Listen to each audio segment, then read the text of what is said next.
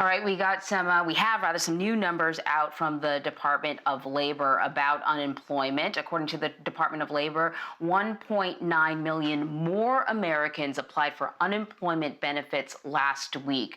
So that's down actually 249,000 from the previous week's revised level.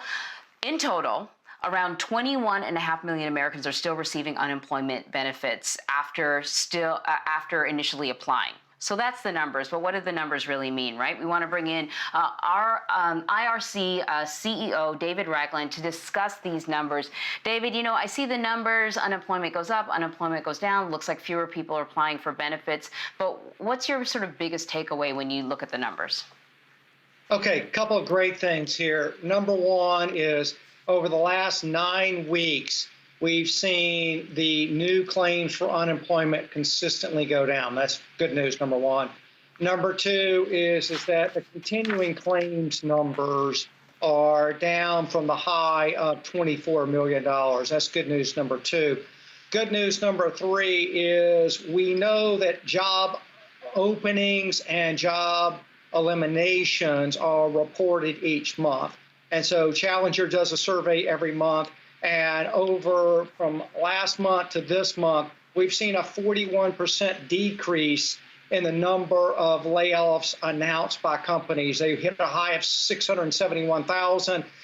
This past month, 397,000. So we are making steady progress to reopen the economy, which will mean steady progress in hiring back people.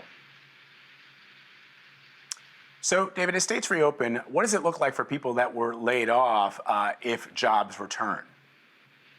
So good news is you have two different types of people who are currently collecting unemployment benefits. You have those that were furloughed and those that were laid off. So the group that was furloughed, they're still receiving benefits, and it's expected for those people to be recalled pretty quickly. This is manufacturers, suppliers, those types of people. Those people technically actually laid off or fired. Obviously, that job is not guaranteed for them. So as the economy begins to reopen, we'll see more and more evidence of how many of the people who were actually laid off start to return to work. That's a very important sign to see.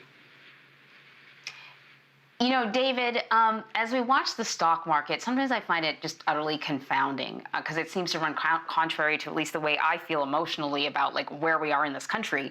And certainly at the beginning of the pandemic, when we saw things shutting down, we saw it reflected in the stock market. The stock market took this like drastic tumble. But since then, it started to inch up, even more than inch up, rapidly sort of rise.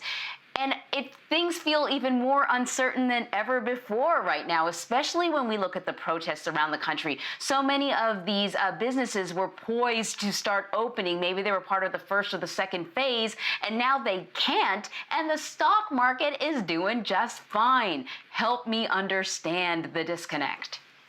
Always a great question. So the stock market, we've got to understand, really is the greatest discounting mechanism out there. So the stock market isn't looking at the past, isn't looking at today, it's looking at early 2021 or even into 2022. So investors are really buying companies that they feel like, number one, are going to survive through the pandemic, but number two is to thrive into next year. So again, when you're looking at the stock market, you always have to think to yourself, the stock market is pricing in what's going to be here 6 months from now, 12 months from now, and even 18 months from now. So don't look at the stock market as a current barometer of the economy, and certainly don't look at the stock market as from an emotional standpoint. That's going to get you into trouble. We got to remember back in 2008, 9, and 10, huge bear market. It was 18 months after the market bottom. Market went up huge during that period of time before people even felt like they were out of the recession. So always keep that in mind.